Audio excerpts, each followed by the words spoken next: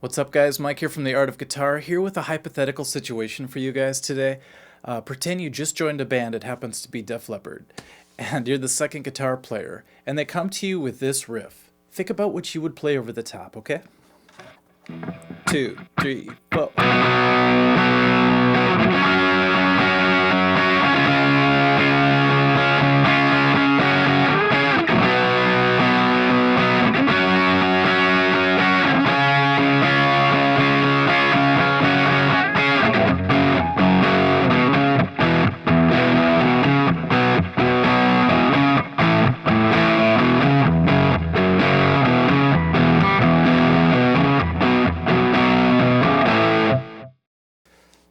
What a lot of beginners fail to do is to actually think outside of what's already happening. And this is what I was guilty of for a long time. So you gotta ask yourself, what do you do instead of just mimicking what you already hear?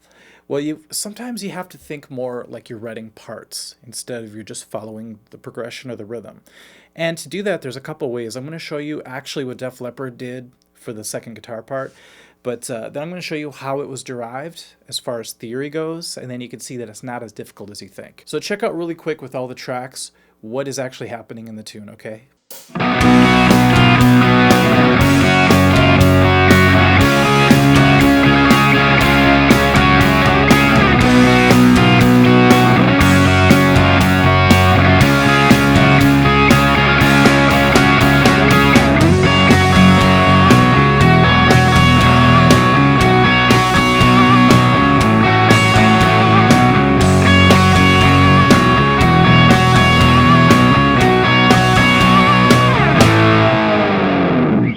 Okay, so let's break that down a little bit. So over the first chord B, they're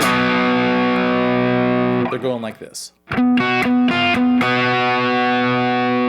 if you really break that down theory-wise, it's pretty simple. All it is the B and a fifth. So it's just like doing a power chord here, except up here. To make it more of a part, though, he goes. A tiny bit more musical than just following along. Okay, the next chord is this. That's an F sharp 5 chord. So what we're gonna do is I'm actually just gonna play the top of that. See how it's just an extension of what the rhythm guitar player is already doing, just a little bit different. Okay, then the last chord, C sharp. For here we're gonna do exactly what we did for the B, but we're gonna move it up 2 frets, so it's in C sharp. Okay, we're going to change it up a little bit to make it interesting. And then we're just going to follow what the rhythm player does. Then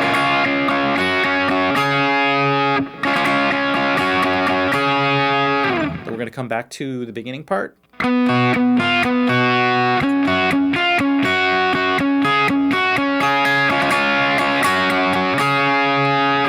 So hopefully you can see that you can follow the original part, but make it different enough, just enough, so that it's its own thing. Okay, let's move to the next part. This is where it gets really interesting. So the rhythm guitar player goes. And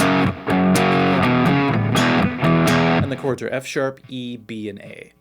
So right off the bat, if you take F sharp power chord, F sharp and C sharp, and you move it up here on the guitar, those are the two notes he keeps alternating between over all 4 of these chords.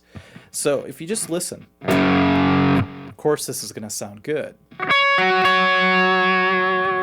because it contains the same notes as the chord being played, just like all the other ones we were talking about. He adds a little bit of tremolo to it just to give it some modulation.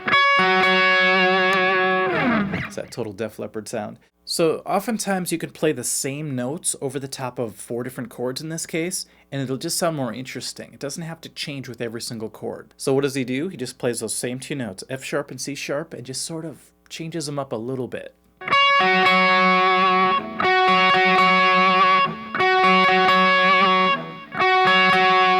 I like at the end he just does it backwards. So you see how you can get a lot of mileage off just a couple of notes? Okay, so now let's listen to the track without the bass or the rhythm guitar. And you're going to only hear that second guitar part, which stands pretty well on its own. But before you knew how it was derived, you might have thought, how did he come up with that? That's so interesting. But now you can sort of see how theory ties in and how it ties into the original rhythm.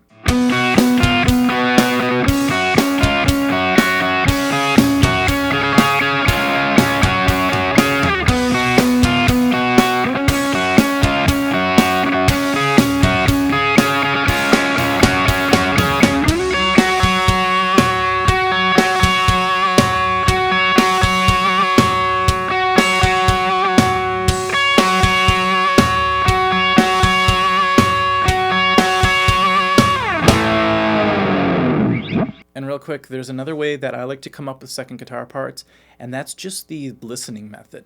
So I'll just listen to the original rhythm track, and I'll sit there, and sometimes things come to me, and then I'll figure them out on the guitar. That's the way I like to do things. The derivative approach works great if you're just sort of sitting there and you want to come up with something really quick.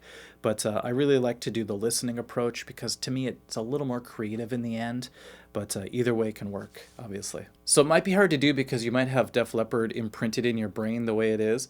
But I'm going to end this video with the rhythm track with no second guitar part. And I want to see if you can come up with a part of your own that maybe you would have done if you were in his situation, and we could see if there's anything that maybe you can improve on. That'd be cool if you could post it in the comments. That'd be great. Okay guys, I hope that helps you out getting over a very common beginner mistake, which I fell prey to many times, and I still do sometimes. But hopefully that opens your eyes to the idea of being a second guitar player and playing parts instead of just following everybody else. Okay guys, take care.